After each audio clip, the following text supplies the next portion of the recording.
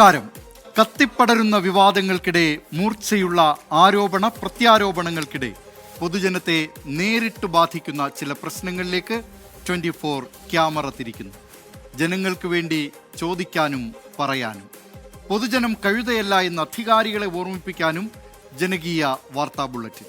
ഞാൻ ബി ദിലീപ് കുമാർ. പൊതുജനം കഴുതയല്ല സർ എന്ന പരിപാടിയിലേക്ക് ഏവർക്കും സ്വാഗതം.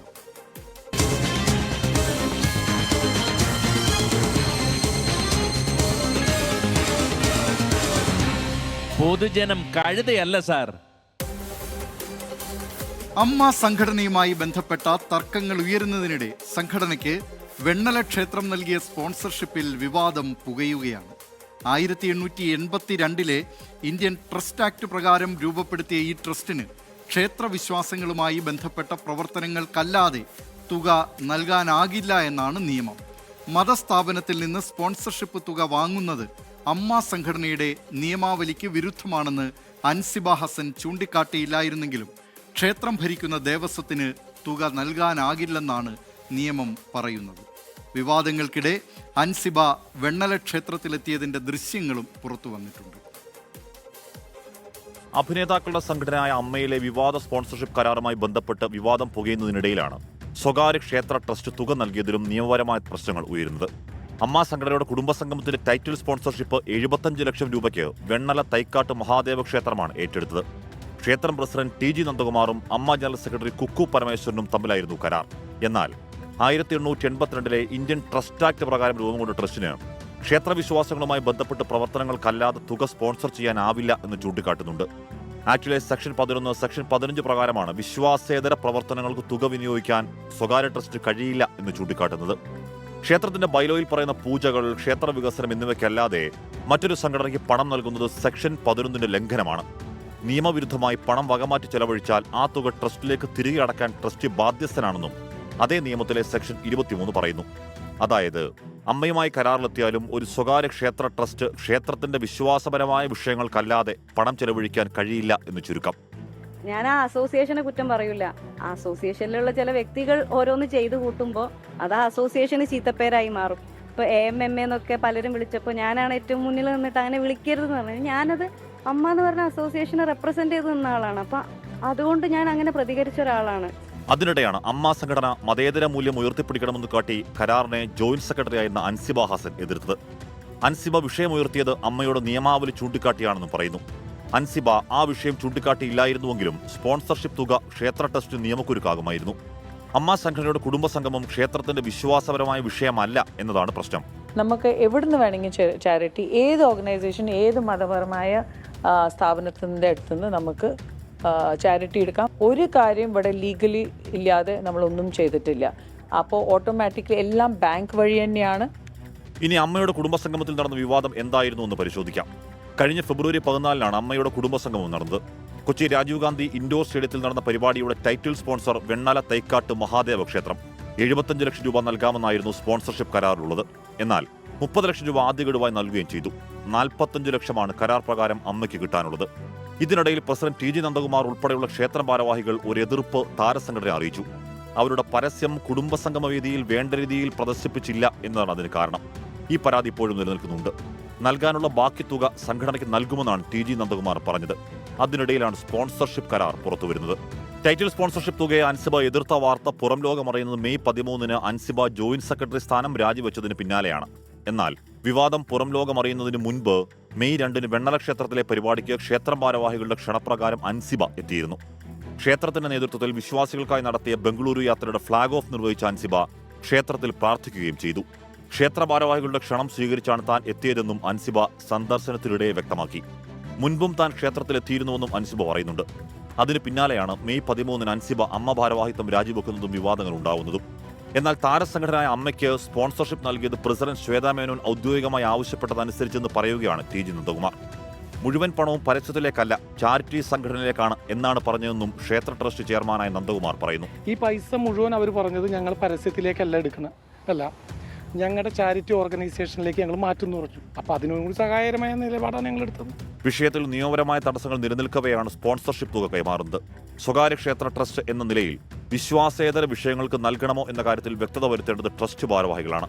മതേതര ചാരിറ്റബിൾ സംഘടന എന്ന നിലയിൽ മതസ്ഥാപനങ്ങളിൽ നിന്നും തുക സ്പോൺസർഷിപ്പായി വാങ്ങിക്കണോ എന്ന കാര്യത്തിൽ അമ്മ സംഘടനയും അതിന്റെ ഭാരവാഹികളും വ്യക്തത വരുത്തേണ്ടതുണ്ട്. Research desk 24. പൊതുജനം കഴുതയല്ല സാർ.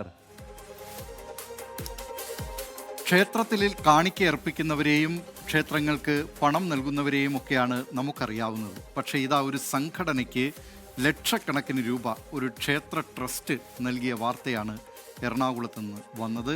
എന്തൊക്കെ കാര്യങ്ങളാണ് ഈ ലോകത്ത് നടക്കുന്നത്? നമ്മൾ പോകുന്നത് മറ്റൊരു വിശേഷത്തിലേക്കാണ്. എറണാകുളം പാരിയത്തുകാവിലെ കുടിയൊഴിപ്പിക്കൽ നടപ്പാക്കുകയല്ലാതെ സർക്കാരിന് മറ്റു മാർഗമില്ലെന്ന് ഹൈക്കോടതി ഇന്ന് വ്യക്തമാക്കി. ഇനി 2 ഓപ്ഷൻ മാത്രം: ഒന്നുകിൽ സമവായം, അല്ലെങ്കിൽ പുനരധിവാസം. വിധി നടപ്പാക്കിയാൽ കുടുംബങ്ങളെ തെരുവിലേക്ക് വിടില്ലെന്നാണ് മുഖ്യമന്ത്രി വി.ഡി. സതീശന്റെ ഉറപ്പ്. എന്നാൽ ജനിച്ച മണ്ണിൽ നിന്ന് ഇറങ്ങില്ലെന്ന് പാരിയത്തുകാവ് നിവാസികളും പറയുന്നു. പ്രശ്നപരിഹാരത്തിന് സർക്കാരിന് മുന്നിൽ ഇനി 2 ആഴ്ചത്തെ സമയം മാത്രം. ഈ അടുത്ത കാലത്തൊന്നും കേരളത്തിന് കേട്ട് പരിചയമുള്ളതോ അല്ലെങ്കിൽ കണ്ടു പരിചയിച്ചതോ ആയ കഥകളിലൊന്നുമില്ലാത്ത ഒന്നാണ് ഈ കുടിയിറക്കൽ എന്നത്. അങ്ങ് ഉത്തരേന്ത്യൻ സംസ്ഥാനങ്ങളിൽ എവിടേക്കോ നടന്നുവെന്ന് നമ്മൾ പറയുന്ന കഥകൾ. കുട്ടിക്കുറുമ്പൻ എന്ന ഒരു മനുഷ്യനും അയാളുടെ മക്കളും മക്കളുടെ മക്കളുമെല്ലാമായി നൂറ്റാണ്ടുകളായി ജനിച്ച് വളർന്നു നടക്കുന്ന ഒരു നാട്ടിൽ നിന്നാണ് അവർ കുടിയിറക്കൽ എന്ന ഭീതിയിലേക്ക് നടന്നെടുക്കുന്നത്. ഇപ്പോഴും ആ ഭീതി അവരുടെ ഉള്ളിലുണ്ട്. കോടതിയുടെ പടികൾ കയറിയിറങ്ങിയെങ്കിലും നീതി എന്നത് ഇപ്പോഴും സാങ്കേതിക കാരണങ്ങളാൽ അവർക്ക് അന്യമാണ്. എന്ത് വിധി നടപ്പാക്കിയാലും ഞങ്ങളിവിടുന്ന് അറിയുമ്പോൾ ഉണ്ടാവില്ല. ഞങ്ങളിവിടെ കിടന്ന് മരിക്കാൻ തന്നെ തയ്യാറായിട്ടുള്ളതാണ്. ഞങ്ങൾ ജനിച്ച മണ്ണാണ്, വേറെ എങ്ങും വന്നതല്ല, വന്നു താമസിക്കുന്നതല്ല. എനിക്ക് 74 വയസ്സായി. അന്നൊടുങ്ങി ജീവിക്കുന്നതാണ് ഞാൻ. എങ്ങോട്ട് പോകും ഞാൻ? എൻ്റെ മക്കളിൽ പോകും. ഇത് പാരിയത്തുകാവിലെ കാളുകുറുമ്പന്റെ മകൻ ചന്ദ്രൻ. ചന്ദ്രൻ ജനിച്ചു വളർന്നത് ഇവിടെയാണ്. ചന്ദ്രന്റെ സഹോദരങ്ങളും അവരുടെ മക്കളും കൊച്ചുമക്കളുമായി നിരവധി പേർ. പാരിയത്തുകാവ് വിട്ടുപോകാൻ എളുപ്പമല്ല ഇവർക്ക്. അത് പാരിയത്തുകാവിൽ മാത്രമല്ല, എല്ലായിടത്തും മനുഷ്യർക്ക് അങ്ങനെയാണ്. എന്നാൽ പാരിയത്തുകാവിലെ കുടിയൊഴിപ്പിക്കൽ നടപ്പാക്കുകയല്ലാതെ സംസ്ഥാന സർക്കാരിന് മുന്നിൽ മറ്റു മാർഗങ്ങളില്ല. വിധി നടപ്പാക്കണമെന്ന് ഹൈക്കോടതി നിലപാട് വ്യക്തമാക്കി. പ്രശ്നപരിഹാരത്തിന് സർക്കാരിന് അനുവദിച്ച 2 ആഴ്ച സമയം മാത്രമാണ് ഇനി ആശ്വാസം. വിധി നടപ്പാക്കണമെന്ന് കോടതി നിലപാടെടുത്തതിനാൽ സർക്കാരിന് ഇനി 2 മാർഗമാണ് മുന്നിൽ: സമവായത്തിന്റെയും പുനരധിവാസത്തിന്റെയും. ജില്ലയുടെ ചുമതലയുള്ള മന്ത്രി റോജി എം ജോണിന്റെ നേതൃത്വത്തിൽ ചർച്ചകൾ പുരോഗമിക്കുകയാണ്. നമ്മൾ അവിടുത്തെ സാധാരണക്കാരായിട്ടുള്ള ജനങ്ങളോടൊപ്പമാണ് സർക്കാർ. അവർക്ക് നീതി ലഭിക്കുന്നതിന് വേണ്ടിയിട്ടുള്ള എല്ലാ പരിശ്രമവും സർക്കാരിന്റെ ഭാഗത്തുനിന്നുണ്ടാവും. എന്നാൽ ഭൂമിക്കായി അവകാശവാദം ഉന്നയിച്ച കണ്ണോത്ത് കുടുംബം സമവായത്തിന് തയ്യാറായില്ലെങ്കിൽ പിന്നെ പുനരധിവാസത്തിന്റെ മാർഗം മാത്രം. അടിയന്തരമായി എറണാകുളം ജില്ലയിൽ നിന്നുള്ള മന്ത്രി, ഉന്നത വിദ്യാഭ്യാസ വകുപ്പ് മന്ത്രി റോജി എം ജോണിനെ കൊണ്ട് മീറ്റിംഗ് വിളിപ്പിച്ചു. ഞങ്ങൾ പരിശോധിച്ച് എന്ത് ചെയ്യാൻ പറ്റുമോ. ഞങ്ങളുടെ തീരുമാനം എന്താണെന്നറിയാമോ? കോടതി ഉത്തരവ് നടപ്പാക്കിയാൽ ആ 8 കുടുംബങ്ങൾ വഴിയാധാരമാകില്ല. അതാണ് തീരുമാനം. ഇപ്പോൾ പാരിയത്തുകാവ് നിവാസികൾക്കായി സമരരംഗത്തുള്ള CPIM കുടിയൊഴിപ്പിക്കൽ അനുവദിക്കില്ലെന്ന നിലപാടിലാണ്. പാരിയത്തുകാവിലെ പോലീസ് നടപടിയെ മുത്തങ്ങ സമരത്തോട് ഉപമിച്ച് സംസ്ഥാന സെക്രട്ടറി MV ഗോവിന്ദൻ തന്നെ രംഗത്ത്.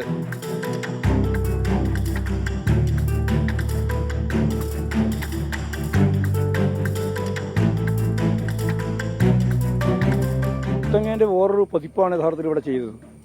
ബുൾഡോസറിൻ്റെ വേറൊരു സാഹചര്യമാണ് കർണാടകത്തിലൊക്കെ ഇപ്പോൾ നടത്തിക്കൊണ്ടിരിക്കുന്ന, ആന്ധ്രയിലൊക്കെ നടത്തിക്കൊണ്ടിരിക്കുന്ന. ആന്ധ്രയിലെ 3000 ആളുകളെയാണ് കുടിയിറക്കിയത്. കോൺഗ്രസിൻ്റെ ഗവൺമെൻറ് എല്ലാ കാലത്തും ചെയ്തുകൊണ്ടിരിക്കുന്നത് കുടിയിറക്കുക എന്നുള്ളതാണ്. ഞങ്ങൾ ഇടതുപക്ഷമാണെന്ന് പറയാണല്ലോ ചില ആളുകൾ. മുഖ്യമന്ത്രിയൊക്കെ പറഞ്ഞുകൊണ്ടിരിക്കുന്നത് എന്താ ഇടതുപക്ഷം എന്ന് പറഞ്ഞാൽ? ഇടതുപക്ഷം എന്ന് പറഞ്ഞാൽ ഈ പാവപ്പെട്ട മനുഷ്യരെ സംരക്ഷിക്കുക എന്നുള്ളതാണ്. അവരെ കടന്നാക്രമിക്കുകയല്ല ചെയ്യേണ്ടത്. കടന്നാക്രമിക്കുകയാണ് ഇപ്പോൾ ചെയ്തുകൊണ്ടിരിക്കുന്നത്. അപ്പോൾ പിന്നെ ഭരണത്തിലിരുന്ന കഴിഞ്ഞ 10 വർഷം ഈ പ്രശ്നം പരിഹരിക്കാൻ CPIM എന്തു ചെയ്തുവെന്ന ചോദ്യം ഭരണപക്ഷവും തിരിച്ചു ചോദിക്കുന്നു. നീതിക്കായി ജനങ്ങൾക്കൊപ്പമാണ് രാഷ്ട്രീയ നേതൃത്വങ്ങൾ നിൽക്കേണ്ടത് എന്നതിൽ തർക്കമില്ല.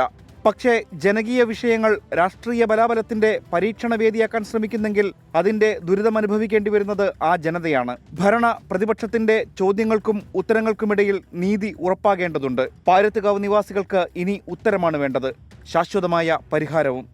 ആശ്വസിക്കാനോ പ്രതീക്ഷിക്കാനോ ഉതകുന്ന ഒന്നുമല്ല ഈ കോടതി വിധി എന്ന് പറയുന്നത്. പക്ഷേ ഒരു നേരിയ നാളം, പ്രതീക്ഷയുടെ ഒരു നേരിയ നാളം അത് അവർക്കുള്ളിലുണ്ട്. ഈ സർക്കാർ അവരെ കൈവിടില്ല എന്ന്, ഒപ്പമുള്ള ഈ സമൂഹം അവരെ ചേർത്ത് പിടിക്കും എന്ന്. ലാൽകൃഷ്ണ, 24, കൊച്ചി. പൊതുജനം കഴുതയല്ല സാർ. നിരവധി പ്രേക്ഷകർ ഈ പൊതുജനം കഴുത LSRൽ വന്ന വാർത്തകളോട് പ്രതികരിക്കുന്നുണ്ട്. നേരത്തെ ഈ അമ്മ സംഘടനയ്ക്ക് ഒരു എറണാകുളത്തെ ക്ഷേത്രം ട്രസ്റ്റ് നൽകിയ ആ സംഭാവനയുമായി ബന്ധപ്പെട്ട് രവികുമാർ PB പറയുന്നു, എന്തിനാണ് അമ്മ സംഘടനയ്ക്ക് ഈ ക്ഷേത്രം ട്രസ്റ്റ് പണം നൽകുന്നത് എന്ന്. വീടില്ലാത്തവർക്ക് വീട് വെച്ച് കൊടുക്കുകയല്ലേ വേണ്ടത്, അമ്മ സംഘടനയ്ക്ക് നല്ല ആസ്തി ഉണ്ടല്ലോ എന്നാണ് രവികുമാറിൻ്റെ ചോദ്യം. ആശാ സിംഗപ്പൂർ പറയുന്നു, അമ്മയ്ക്ക് അമ്പലമോ, എന്തൊക്കെയാണ് നടക്കുന്നത് എന്ന ചോദ്യം. ഇപ്പോൾ അല്പം മുമ്പ് പ്രേക്ഷകർ കണ്ട പരിയത്തുകാവ് കുടിയൊഴിപ്പിക്കലുമായി ബന്ധപ്പെട്ട് അല്ലെങ്കിൽ അവിടുത്തെ താമസക്കാരുടെ ആ പ്രശ്നങ്ങൾ സംബന്ധിച്ചും നിരവധി പ്രേക്ഷകർ പ്രതികരിക്കുന്നുണ്ട്. വനജ PR പറയുന്നു, അവർക്ക് വീടും സ്ഥലവും നൽകി പ്രശ്നം പരിഹരിച്ചുകൂടെ എന്ന്. മോഹൻ പറയുന്നു, ഈ കുടിയൊഴിപ്പിക്കൽ വല്ലാത്ത പ്രശ്നം തന്നെ എന്ന കാര്യം. രവികുമാർ പറയുന്നുണ്ട്, ഭൂമി കയ്യേറി വീട് വയ്ക്കാൻ തുടങ്ങുന്നതിന് മുമ്പേ അവരെ ഒഴിപ്പിച്ചാൽ ഒരു പ്രശ്നവും ഉണ്ടാകില്ല, കുറേ വർഷങ്ങൾക്ക് ശേഷം അവരെ ഒഴിപ്പിക്കുന്നത് ശരിയല്ല എന്ന കാര്യം പറയുകയാണ്. നിറ്റ്മാറ്റ് ജിയോ എന്ന പ്രേക്ഷകൻ പറയുന്നുണ്ട്, law is law, if I force in to your home and legal process delay over generations will my generation retain the ownership considering their years spend in that place എന്ന ചോദ്യമാണ് ഉന്നയിക്കുന്നത്. പക്ഷേ മനുഷ്യരാണ്, അവരവിടെ താമസിച്ച് എത്രയോ കാലമായി കഴിയുന്നവരാണ്. അതിന് സദാശിവൻ പിള്ള എന്ന പ്രേക്ഷകൻ പറയുന്നുണ്ട്, evacuation must have a human face, the judiciary should ensure this എന്ന്. അതെ, മനുഷ്യത്വപരമായ സമീപനമാണ് നമ്മൾ അവരോട് കാണിക്കേണ്ടത്. നിയമത്തിൻ്റെ മുന്നിൽ നോക്കുമ്പോൾ ഒരുപക്ഷെ അവർക്ക് ആ ഭൂമിയിൽ താമസിക്കാനുള്ള രേഖയില്ലായിരിക്കാം, പക്ഷേ അവർ ജനിച്ചു വളർന്ന മണ്ണാണത്. അവർ എവിടേക്ക് പോകണം എന്നറിയാത്ത നിസ്സഹായ അവസ്ഥയിലാണ് അവിടെയുള്ള ആ താമസക്കാർ. അതുകൊണ്ട് തന്നെ അവരുടെ കാര്യത്തിൽ മനുഷ്യത്വപരമായ ഒരു സമീപനം ബന്ധപ്പെട്ടവരുടെ ഭാഗത്തു നിന്നുണ്ടാകും എന്ന് നമുക്ക് പ്രതീക്ഷിക്കാം. പൊതുജനം കഴുത LSR ഇനി ഒരു ഇടവേളയിലേക്കാണ് പോകുന്നത്. ഇടവേള കഴിഞ്ഞു വരുമ്പോൾ നിരവധി വിശേഷങ്ങളുണ്ട്, അക്കാര്യങ്ങളിലേക്ക് കടക്കാം. ഇടവേള.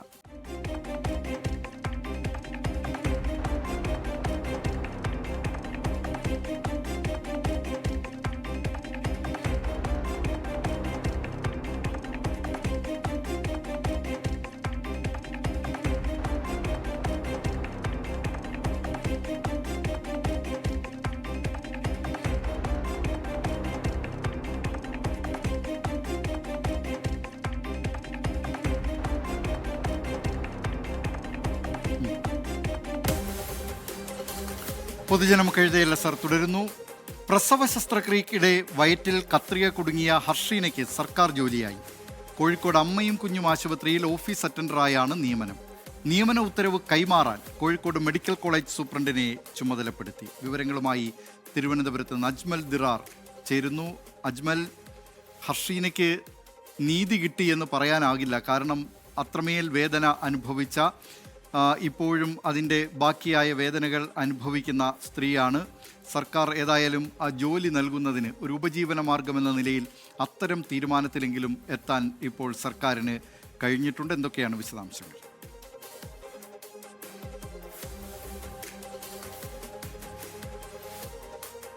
പ്രക്രിയ നടത്തുന്നതിനിടയിൽ ഇവരുടെ വയറ്റിൽ കത്രിക കൊടുക്കുന്നത്. ഈ കോഴിക്കോട് സ്വദേശിയായ ഇവർ അവരുടെ വിവിധ ആവശ്യങ്ങൾ ഉന്നയിച്ച് തിരുവനന്തപുരം സെക്രട്ടേറിയറ്റിലും മുമ്പിലും അതോടൊപ്പം തന്നെ കോഴിക്കോട്ടും വിവിധ ഘട്ടങ്ങളിൽ സമരങ്ങളുമായി മുന്നോട്ട് പോയിരുന്നു. അപ്പോഴെല്ലാം സർക്കാർ അവരോട് ഒരു മുഖം തിരിക്കുന്ന സമീപനമാണ് സ്വീകരിച്ചിരുന്നതെങ്കിൽ UDF സർക്കാർ അധികാരത്തിൽ വന്നതിന് പിന്നാലെ ഇപ്പോൾ ദിലീപ് കുമാർ സൂചിപ്പിച്ചതുപോലെ അവർക്കൊരു താൽക്കാലിക ആശ്വാസം എന്ന നിലയിൽ അവർക്ക് ഒരു സർക്കാർ ജോലി ആരോഗ്യവകുപ്പ് ഉറപ്പ് നൽകിയിരിക്കുകയാണ്. മാധ്യമങ്ങളോട് ഇത് സംസാരിച്ചുകൊണ്ട് നിൽക്കവേ, അതായത് ആരോഗ്യമന്ത്രിയിൽ നിന്നും ആരോഗ്യവകുപ്പിൽ തനിക്ക് ജോലി ഉറപ്പ് നൽകിയെന്ന വാർത്ത അവർ പങ്കുവെച്ചുകൊണ്ട് നിൽക്കുന്നതിനിടയിൽ തന്നെ ആരോഗ്യമന്ത്രി K മുരളീധരൻ സെക്രട്ടേറിയറ്റിൽ നിന്നും പുറത്തേക്ക് വരികയും ഹർഷനയോട് ഇതിന്റെ നടപടിക്രമങ്ങളൊക്കെ പൂർത്തിയായിട്ടുണ്ടെന്നും നാളെ തന്നെ കോഴിക്കോട് അമ്മയും കുഞ്ഞും ആശുപത്രിയിൽ ജോലിക്കായി പ്രവേശിക്കാനും നിർദ്ദേശിച്ചിരുന്നു. ഇപ്പോൾ അതിന്റെ ഉത്തരവ് കൈമാറാൻ ആരോഗ്യവകുപ്പ് ഈ അമ്മയും കുഞ്ഞും ആശുപത്രിയുടെ സൂപ്രണ്ടിനോട് തന്നെ നിർദ്ദേശിച്ചിരിക്കുകയാണ്. അവിടെ അറ്റൻഡറായിട്ടാണ് ഇവർക്ക് നിയമനം നൽകിയിരിക്കുന്നത്. അതുകൂടാതെ ഇന്ന് മുഖ്യമന്ത്രിയെ കാണാൻ തിരുവനന്തപുരം സെക്രട്ടേറിയറ്റിലെത്തിയ ഹർഷനയ്ക്ക് മറ്റ് 2 ഉറപ്പുകൾ കൂടി സർക്കാർ നൽകിയിട്ടുണ്ട്. അതിലൊന്ന്, ഇവരുടെ തകർന്നു വീഴാറായ വീട് അതിനൊരു എസ്റ്റിമേറ്റ് തയ്യാറാക്കിയ ശേഷം സർക്കാർ പുനർനിർമ്മിച്ചു നൽകുമെന്നുള്ളതാണ്. അതുകൂടാതെ അവർക്ക് ഈ ആരോഗ്യപരമായ കാരണങ്ങളാൽ പല വെല്ലുവിളികളും അവർ നേരിടുന്നുണ്ട്. ആ ആരോഗ്യപരമായ ഈ പ്രശ്നങ്ങളെ മറികടക്കുന്നതിന് വേണ്ടി സർക്കാർ ചികിത്സാ സഹായം എന്നുള്ള നിലയിൽ അവർക്ക് അർഹതപ്പെട്ട തുക നൽകുമെന്നും അവരോട് സർക്കാർ ഉറപ്പ് നൽകിയിട്ടുണ്ട്. ഏതായാലും ഈ ഹർഷനയ്ക്ക് വേണ്ടി സമരം ചെയ്ത സമരസമിതിയും ഇന്ന് സെക്രട്ടേറിയറ്റിന് മുന്നിൽ മാധ്യമങ്ങളോടെ കാണുമ്പോൾ പറയുന്ന ഏറ്റവും വൈകാരികമായി പറയുന്ന കാര്യം അവരോട് കഴിഞ്ഞ സർക്കാർ കാണിച്ച അവഗണനയെക്കുറിച്ചാണ്. ഏതായാലും അതിൽ നിന്ന് മുക്തമായ നിലയിൽ അവർക്കിപ്പോൾ ഏറ്റവും ആശ്വാസകരമായ ഒരു വാർത്ത തൽക്കാലത്തേക്കെങ്കിലും വന്നു എന്നത് പ്രതീക്ഷ നൽകുന്ന ഒരു കാര്യം തന്നെയാണ്. ദിലീപ്, തിരുവനന്തപുരത്ത് നിന്ന് വിവരങ്ങൾ നൽകിയത് അജ്മൽ ദിറാർ. പെട്രോൾ, പാൽ, ഗ്യാസ് എന്നുവേണ്ട സകലതിനും വില കൂടുകയാണ്. ഈ കുതിച്ചുകയറ്റം ഉടനെങ്ങാനും നിൽക്കുമെന്ന് പ്രതീക്ഷിക്കാൻ വകയൊന്നും ഇല്ലതാണ്. യുദ്ധവും വ്യാപാര യുദ്ധവുമൊക്കെയായി ആഗോള സാമ്പത്തിക മേഖല തിളച്ചുമറിയുമ്പോൾ അതിൻ്റെ ചൂടിൽ വാടിക്കരിയുകയാണ് സാധാരണക്കാർ. കാണാം ന്യൂസ് ഡെസ്കിൽ നിന്ന് എസ് രാംകുമാർ തയ്യാറാക്കിയ റിപ്പോർട്ട്. വില മേലോട്ട്, ജീവിതം താഴോട്ട്. ഏറെക്കാലമായി അനങ്ങാതെ നിൽക്കുകയായിരുന്നു ഇന്ധനവില. ഇറാനിൽ യുദ്ധം തുടങ്ങിയപ്പോഴേ പ്രതീക്ഷിച്ചതാണ് വില വർധന. ഒടുവിൽ മെയ് 15-ന് കഥ മാറി. പെട്രോളിനും ഡീസലിനും ലിറ്ററിന് 3 രൂപ വീതം കൂട്ടി. 5 രൂപ പ്രതീക്ഷിച്ചിടത്ത് 3 രൂപയല്ലേ കൂടിയുള്ളൂ എന്ന ആശ്വാസത്തിന് ഒരാഴ്ച മാത്രമായി. മെയ് 23-ന് 1 രൂപയ്ക്കടുത്ത് വില വീണ്ടും കൂട്ടി. എന്നിട്ടും നിന്നില്ല. ഇന്ന് രാവിലെ പെട്രോൾ അടിക്കാൻ ചെന്നപ്പോഴാണ് വീണ്ടും വില കൂടിയതറിയുന്നത്. ഇപ്പോൾ ഓരോ കാലഘട്ടത്തിനനുസരിച്ച് വില കൂടുതലുണ്ട്, പക്ഷെ ഇങ്ങനെ ഒരു വിലക്കയറ്റം ഇതുവരെ ഉണ്ടായിട്ടില്ല. സാധാരണക്കാർക്ക് ഒട്ടും ജീവിക്കാൻ പറ്റാത്ത അവസ്ഥയിലേക്കാണ് പോക്ക്. കാരണം പെട്രോളിന് വില കൂടി കഴിഞ്ഞാൽ എല്ലാം വില കൂടി. ഒരു മേഖല എല്ലാ മേഖലയും സംഭവിച്ചു.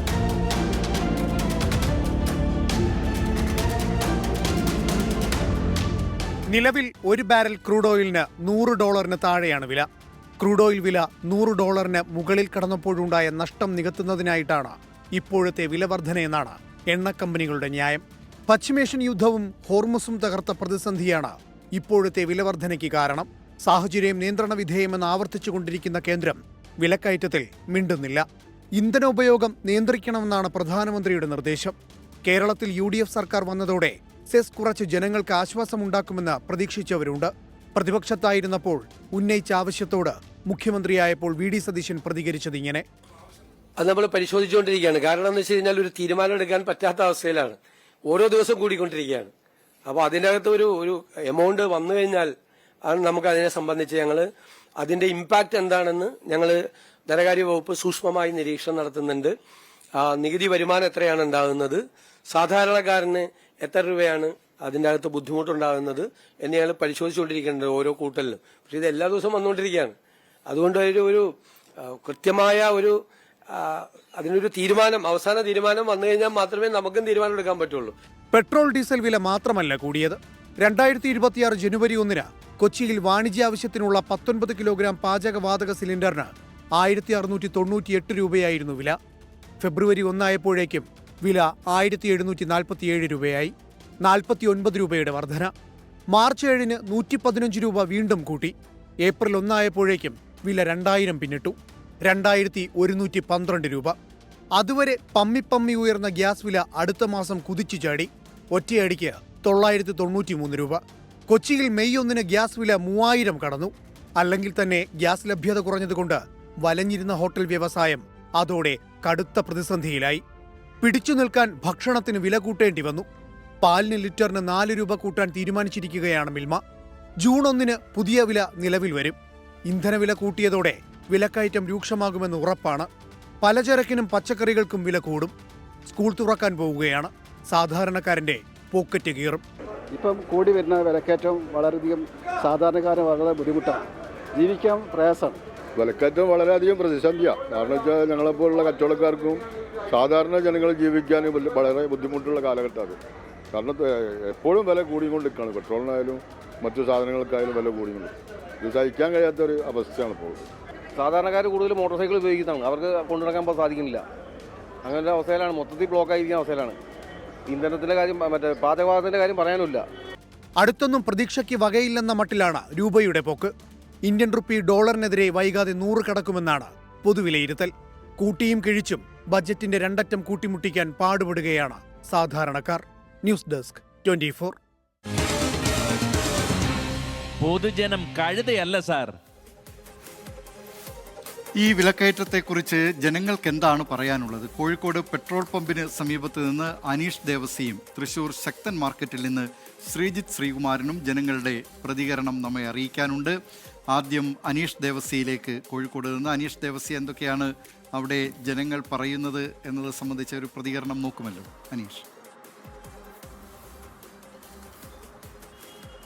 ദിലീപ് കുമാർ, കഴിഞ്ഞ 2 ആഴ്ചക്കിടെ 4 തവണയായി 8 രൂപയാണ് ഇന്ധനവില വർദ്ധിച്ചിരിക്കുന്നത്. ഈ അടിക്കടെ ഉണ്ടാകുന്ന ഈ ഇന്ധനവില വർധനവ് സാധാരണ പോക്കറ്റ് കാലിയാക്കുന്ന കാര്യത്തിൽ യാതൊരു സംശയമില്ല. നമ്മളിപ്പോൾ ഉള്ളത് കോഴിക്കോട്ടെ ഒരു പമ്പിലാണ്. ഇവിടെ നിരവധി ആളുകൾ ഇന്ധനം നിറയ്ക്കാനായി എത്തിയിട്ടുണ്ട്. ഈ അടിക്കടി ഉണ്ടാകുന്ന ഈ ഇന്ധനവില വർധനയിൽ ഈ ആളുകളുടെ ഒരു പ്രതികരണം എന്താണെന്ന് നമുക്ക് തേടാം. ചേട്ടാ, കഴിഞ്ഞ 2 ആഴ്ചക്കിടെ 8 രൂപയാണ് ഇന്ധനവില വർദ്ധിച്ചിരിക്കുന്നത്. നിങ്ങളെ കൊണ്ട് ഇത് താങ്ങാൻ കഴിയുന്നുണ്ടോ? താങ്ങാൻ പറ്റില്ലല്ലോ, ജീവിച്ചാലേ പറ്റുള്ളൂ. അപ്പം ഗവൺമെൻറ് ഇത് കുറയ്ക്കാന്നുള്ളതിന് വകുപ്പുള്ളൂ. അപ്പോൾ മാക്സിമം ഗവൺമെൻറ് സഹകരിച്ച് കുറയ്ക്കുക, ജീവിതഭാരം കുറയ്ക്കുക, അത്ര അതാണ് നല്ലത്. വിജി, കഴിഞ്ഞ 2 ആഴ്ചയായിട്ട് 8 രൂപയാണ് ഇന്ധനവില വർദ്ധിച്ചിരിക്കുന്നത്. നിങ്ങളെ കൊണ്ട് ഇത് താങ്ങാൻ പറ്റുന്നുണ്ടോ? നമ്മുടെ ശമ്പളം പമ്പി കൊടുക്കേണ്ടി വരുമോ? ബുദ്ധിമുട്ടാണ്. ഞാനിപ്പോൾ ഒരു സ്റ്റുഡൻ്റാണ്, ഇപ്പം MSc ചെയ്തുകൊണ്ടിരിക്കുകയാണ്. അപ്പോൾ നമുക്കൊക്കെ അതൊരു ബുദ്ധിമുട്ടാണ്. വില കുറയ്ക്കണമെന്നാണ് നിങ്ങളുടെ അഭിപ്രായം? അതെ അതെ.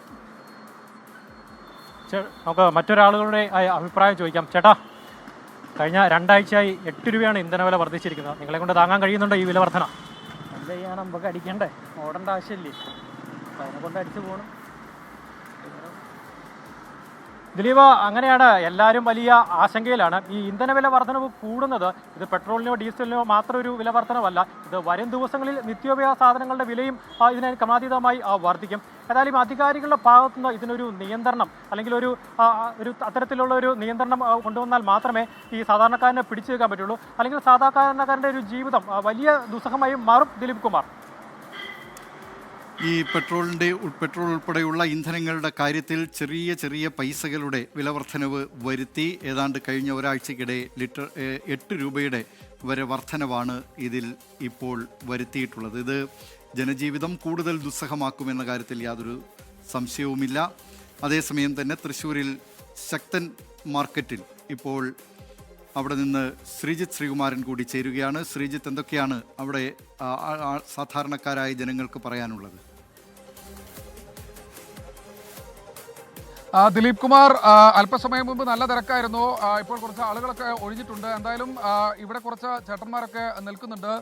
പെട്രോളിനും ഡീസലിനൊക്കെ വല്ലാത്തതുള്ളൊരു വിലക്കയറ്റം ഉണ്ടായിട്ടുണ്ട്. ഇന്ന് 2 രൂപ വീണ്ടും കൂടിയെന്നാണ് പറയുന്നത്. കൂടിയെന്ന് പറയുന്നത് ഭയങ്കര ആളുകൾക്ക് സഹിക്കാൻ പറ്റാത്തൊരു കാര്യമല്ലേ. കൂടുന്നുള്ള ആളുകൾ എല്ലാറ്റിനും വില കൂടില്ലേ? എല്ലാം വില കൂടുക, എന്ത് ചെയ്യും, നമുക്ക് എന്ത് ചെയ്യാൻ കഴിയും? നിസ്സഹായരാണ്. പണ്ടൊക്കെ ഈ ചെറിയ 1-2 രൂപയൊക്കെ കൂടുമ്പോൾ വലിയ പ്രതിഷേധമൊക്കെ ഉണ്ടായിരുന്നു. ഇപ്പോൾ 8 രൂപയാണ് ഒരാഴ്ചക്കകം കൂടിയത്. എന്ത് ചെയ്യാൻ പറ്റും, നമ്മൾ സഹിക്കുക. ചേട്ടാ, സാധനങ്ങൾക്കൊക്കെ വില കൂടി തുടങ്ങി. തീർച്ചയായിട്ടും വില കൂടി. ആരും പ്രതിഷേധിക്കാനില്ല, സഹകരിക്കണം. അത് പ്രതിഷേധിക്കാനല്ല, സഹകരിക്കുന്നു, അഡ്ജസ്റ്റ് ചെയ്ത് പോകുന്നു. ജനങ്ങളും അഡ്ജസ്റ്റ് ചെയ്തു. തീർച്ചയായിട്ടും ജനങ്ങൾ അഡ്ജസ്റ്റ് ചെയ്ത് പോകണം, വേറെ വഴിയില്ലല്ലോ, എന്താ ചെയ്യുക. അതാണ് ആ ചേട്ടന്മാർക്കൊക്കെ പറയാനുള്ളത്. എന്തായാലും ആളുകളുടെ ഒരു വിലയ്ക്ക് കൂടിക്കൊണ്ടിരിക്കുന്നുണ്ട്. ഇപ്പോൾ കാര്യമായ രീതിയിലുള്ള ഒരു വില വർധനവ് ഉണ്ടായിട്ടില്ല. പക്ഷേ കാര്യമായ രീതിയിലുള്ള വില വർധനവ് ഉണ്ടാകുമെന്നാണ് ഈ ഒരു ഘട്ടത്തിൽ ഇവിടുത്തെ കച്ചവടക്കാരെല്ലാവരും തന്നെ പറയുന്നത്. നമ്മളോടൊപ്പം ഒരു ചേട്ടൻ കൂടി, ഒരു കച്ചവടക്കാരനായ ചേട്ടൻ കൂടി ചേരുന്നുണ്ട്. ആ ചേട്ടാ, പെട്രോളിനും ഡീസലിനും ഇന്നും വില കൂടിയിട്ടുണ്ട്. ഒരാഴ്ചക്കിടെ ഏതാണ്ട് 8 രൂപയോളം വർധന ഉണ്ടായിട്ടുണ്ട്. പെട്രോളും ഡീസലും വില കൂടിയിട്ടുണ്ട്. അത് കേന്ദ്രം കൂട്ടിയിട്ടുണ്ട്. ആ സംസ്ഥാനത്തിന് എന്തെങ്കിലും നമ്മുടെ മുഖ്യമന്ത്രി ചെയ്യാൻ പറ്റുമെങ്കിൽ ചെയ്യുക. സംസ്ഥാനത്തിന് കിട്ടുന്ന വിഹിതം കുറയ്ക്കുക. പ്രതീക്ഷിച്ചിരിക്കുന്ന നമ്മുടെ മുഖ്യമന്ത്രി അല്ലേ, പ്രതീക്ഷിക്കാമോ? ആ, ഒന്ന് പ്രതീക്ഷിച്ചൂടെ? പ്രതീക്ഷിക്കാം. മുഖ്യമന്ത്രി കിട്ടിയതാണല്ലേ? അതെ, പ്രതീക്ഷിക്കുന്നു, തീർച്ചയായും പ്രതീക്ഷിക്കുന്നു. വിലവർദ്ധനവ് എങ്ങനെയാണ് ജനങ്ങളെ ബാധിച്ചിരിക്കുന്നത്? ജനങ്ങളെ ബാധിക്കാന്ന് പറഞ്ഞാൽ ജനങ്ങളെ ബാധിക്കുക തന്നെ ചെയ്യും. വില കൂടും. പക്ഷേ ഇവിടെ വില കൂടി എന്ന് പറഞ്ഞിട്ട് ജനങ്ങൾ ഈ വില കൂടിയ ഐറ്റംസ് മേടിക്കാനൊന്നും ഉണ്ടാവില്ല. ഒക്കെ കർഷകരെ നെഞ്ഞത്തേക്ക് തന്നെ വരാം. അത് വില ഇടിയും. മേടിക്കാളില്ലെങ്കിൽ വിപണിയിൽ മേടിക്കാളില്ലെങ്കിൽ. ശക്തൻ മാർക്കറ്റിൽ നിന്ന് ശ്രീജിത്ത് ശ്രീകുമാരനാണ് അവിടെ നിന്നുള്ള സാധാരണക്കാരുടെ പ്രതികരണങ്ങൾ പങ്കുവച്ചത്. ഇബ്രഹാം തോമസ് പറയുന്നു, ഓരോ ദിവസവും ഇന്ധനത്തിന് വില കൂട്ടിക്കൊണ്ടിരുന്നാൽ സാധാരണക്കാരുടെ ജീവിതം കഷ്ടത്തിലാവുകയുള്ളൂ എന്ന്. ജോസിൻ ജോസഫും വനജ PR ഒക്കെ പറയുന്നു, ജീവിത ചെലവ് കൂടുന്നു, പണിക്കൂലി മാത്രം കൂടുന്നില്ല എന്ന്. ആ നിലയിൽ നിരവധി പ്രതികരണങ്ങൾ പ്രേക്ഷകരുടെ ഭാഗത്ത് നിന്ന് വരുന്നുണ്ട്. ഇപ്പോൾ വരുന്ന ഒരു വാർത്തയിലേക്കാണ്. മുൻ MLA എൽദോസ് കുന്നപ്പിള്ളിനെതിരായ ബലാത്സംഗ കേസിൽ മൊഴി മാറ്റി പരാതിക്കാരി. എൽദോസ് കുന്നപ്പിള്ളിൽ പീഡിപ്പിച്ചിട്ടില്ലെന്നാണ് പുതിയ മൊഴി. നെയ്യാറ്റിൻകര കോടതിയിലെ വിചാരണയ്ക്കിടെയാണ് മൊഴി മാറ്റിയത്. വിവരങ്ങളുമായി തിരുവനന്തപുരത്ത് നിന്ന് റിനു ശ്രീധർ ചേരുന്നു. റിനു ശ്രീധർ, എന്തൊക്കെയാണ് ഈ വാർത്തയുടെ വിശദാംശങ്ങൾ? കുമാർ, 2022 MLA പദവിയിൽ ഇരിക്കെയാണ് എൽദോസ് കുന്നപ്പള്ളി വിവിധ ഇടങ്ങളിൽ എത്തിച്ച് യുവതിയെ പീഡിപ്പിച്ചു എന്നുള്ള അല്ലെങ്കിൽ ബലാത്സംഗം ചെയ്തെന്നുള്ള ഒരു പരാതി കോവളം പോലീസ് സ്റ്റേഷനിൽ രജിസ്റ്റർ ചെയ്തത്. ഈ കേസ് നെയ്യാറ്റിൻകര കോടതിയിൽ വിചാരണ നടക്കുകയാണ്. കഴിഞ്ഞ വിചാരണയിൽ പോലും ഇത്തരത്തിലുള്ള ഒരു മൊഴിമാറ്റൽ ഉണ്ടായിട്ടില്ല. എന്നാൽ ഇത്തവണ കോടതിയിലെത്തിയ യുവതി ഈ വിചാരണയ്ക്കിടെ തന്നെ ബലാത്സംഗം ചെയ്തിട്ടില്ല എൽദോസ് കുന്നപ്പള്ളി എന്നുള്ള ഒരു മൊഴിയാണ് ഇപ്പോൾ നൽകിയിരിക്കുന്നത്. ഒപ്പം ഈ MLAയുടെ സുഹൃത്തുക്കളായിട്ടുള്ള റനീഷ, സിപ്പി നൂറുദ്ദീൻ എന്നിവർ ഭീഷണിപ്പെടുത്തി എന്നുള്ളത് ആരോപണവും പരാതിയുമായി ഉയർന്നിരുന്നു. അത്തരം ഒരു ഭീഷണി ഉണ്ടായിട്ടില്ല എന്നുള്ള ഒരു മൊഴി മാറ്റവും ഇപ്പോൾ ഉണ്ടായിരിക്കുന്നു എന്നുള്ളതാണ്. നമുക്കറിയാം, ഈ കഴിഞ്ഞ തെരഞ്ഞെടുപ്പിൽ എൽദോസ് കുന്നപ്പള്ളിക്ക് സീറ്റ് നിഷേധിക്കുന്നത് പോലും ഇത്തരത്തിലുള്ള ഒരു ബലാത്സംഗ പരാതി നിലനിൽക്കുന്ന സാഹചര്യത്തിൽ കൂടി ആണ് എന്നുള്ളതാണ്. എന്തായാലും നിലവിൽ നിയമസഭാ തെരഞ്ഞെടുപ്പൊക്കെ കഴിഞ്ഞു. അതിനുശേഷം ഇപ്പോഴിതാ മൊഴി മാറ്റുന്ന ഒരു സാഹചര്യത്തിലേക്ക് പരാതിക്കാരിയുടെ ഭാഗത്ത് നിന്ന് ഇടപെടൽ ഉണ്ടായിരിക്കുന്നു എന്നുള്ളതാണ്. വലിയ കോളിളക്കം സൃഷ്ടിച്ച ഒരു പരാതി കൂടിയായിരുന്നു. കാരണം തിരുവനന്തപുരത്ത് വിവിധ ഇടങ്ങളിൽ കാറിൽ കൊണ്ടുപോയി പീഡിപ്പിക്കുകയും മർദ്ദിക്കുകയും ചെയ്തു. തുടർന്ന് തിരുവനന്തപുരം ജനറൽ ആശുപത്രിയിൽ ചികിത്സയ്ക്ക് വേണ്ടി കൊണ്ടുവന്നു എന്നതടക്കമുള്ള കാര്യങ്ങൾ പരാതിയായി ഉന്നയിച്ചിരുന്നു. തുടർന്നാണ് തിരുവനന്തപുരം കോവളം പോലീസ് ഈ കേസ് രജിസ്റ്റർ ചെയ്തത്. ഹൈക്കോടതിയിൽ പോലും സർക്കാർ എൽദോസ് കുന്നപ്പള്ളിയുടെ ജാമ്യം നിഷേധിക്കുന്നതിന് വേണ്ടിയിട്ടുള്ള ഒരു ഇടപെടൽ നടത്തി. അന്ന് പോലും ഇതൊരു സിനിമാ കഥയാണോ, ഇത് ശരിയാണോ, ഉഭയസമ്മത പ്രകാരമുള്ള ഒരു ലൈംഗിക ബന്ധമാണോ എന്ന അടക്കമുള്ള ഒരു സംശയം ഹൈക്കോടതി ആരായുകയും ചെയ്തിരുന്നു. എന്നാൽ ഇപ്പോൾ നിലവിൽ ഈ യുവതി മൊഴി മാറ്റിയിരിക്കുന്ന സാഹചര്യമാണ് ഉള്ളത്. ദിലീപ് കുമാർ. എൽദോസ് കുന്നപ്പള്ളിനെതിരായ പീഡന പരാതിയിൽ പരാതിക്കാരി മൊഴി മാറ്റിയിരിക്കുന്നു. വിവരങ്ങൾ നൽകിയത് തിരുവനന്തപുരത്ത് നിന്ന് റിനു ശ്രീധർ. പൊതുജനം കഴുത LSRന്റെ ഇന്നത്തെ അധ്യായം ഇവിടെ അവസാനിക്കുകയാണ്. ഇനി 24ന്റെ സജീവ സംവാദ പരിപാടിയെ എൻകൗണ്ടറുമായി ചേരുന്നു ഹാഷ്മി താജ് ഇബ്രാഹിം.